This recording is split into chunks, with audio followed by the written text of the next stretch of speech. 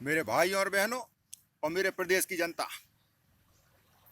आज मैं आपसे कुछ कहना चाह रहा था कि शर्मा परिवार ने शादी का इंतजाम तो बहुत अच्छा किया था बहनों और भाइयों, लेकिन उसमें एक कमी रह गई थी। और वो कमी ये रह गई थी कि उस बार जो मैंने जो आपको बताने की कोशिश करी थी बहनों भाइयों, समय की थोड़ी सीमा थी, इस कारण मैं आपको पूरी व्यवस्था के विषय में नहीं बता पाया था।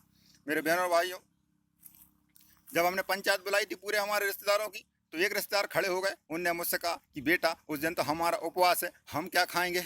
मैंने कहा चिंता मत करना, हमने सबके लिए अलग व्यवस्था करी। जो लोग उपवास हैं उनके लिए हमने अलग व्यवस्था चलवाने का काम किया है। उनके लिए हमने साबूदाने खिचड़ी बनवाने का काम किया, फलारी चिवड़ा लाने का काम किया। अलग अलग काउंटर बना दिए गए, पूरे फलों के काउंटर भी हमने अलग अलग स्थान पर बना दिया है। जो लोग मेरे बहनों भाइयों उपवास हैं उन लोगों के लिए हमने अलग व्यवस्था करी, वो लोग आराम से फल खा सकते हैं। गुड़ गुड़ गुड़ बीजा की व्यवस्था भी हमने करी है, गुड़ बीजा भी उनके लिए आसानी से उपलब्ध करवाए जाएंगे। इसके बाद मेरे बहनों भाइयों, हमारे एक फूफा जी हैं, उनने मुझसे कहा कि बेटा मेरी उम्र तो ज़्यादा हो गई है, मैं शादी में कैसे आऊँगा, और तूने जो गार्डन किया वो तो बहुत ही ज़्यादा बस स्टैंड से दूर है, ऐसे में हम कैसे आएंगे। मैंने कहा चिंता मत करना फूफा जी, हमने उसके लिए अलग व्यवस्था चलवाने का काम किया। बस स्टैंड से लेकर गार्डन तक अगर ऑटो चलवाने का भी काम किया बहनों और भाइयों तो शर्मा परिवार ने किया। कोई रिश्तेदार पैदल नहीं जाएगा, सबके लिए हमने अलग व्यवस्था करवाने का काम किया।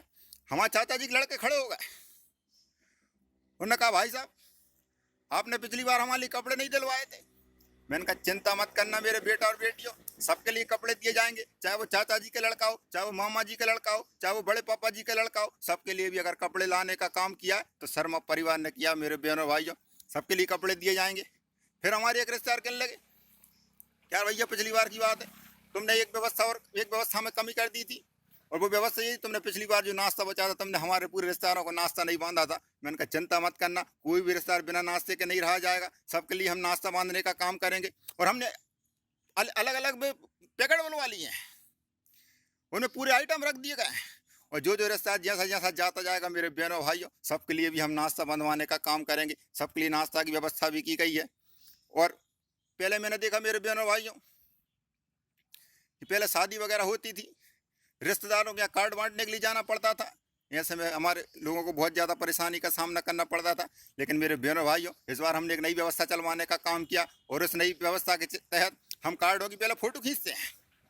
कार्डों की पहले फ़ोटो खींची जाएगी, और फोटो खींचने के बाद मेरे बहनों भाई व्हाट्सएप से और फेसबुक से पूरे रिश्तेदारों के पास भी अगर कार्ड पहुँचवाने का काम किया तो शर्मा परिवार ने किया।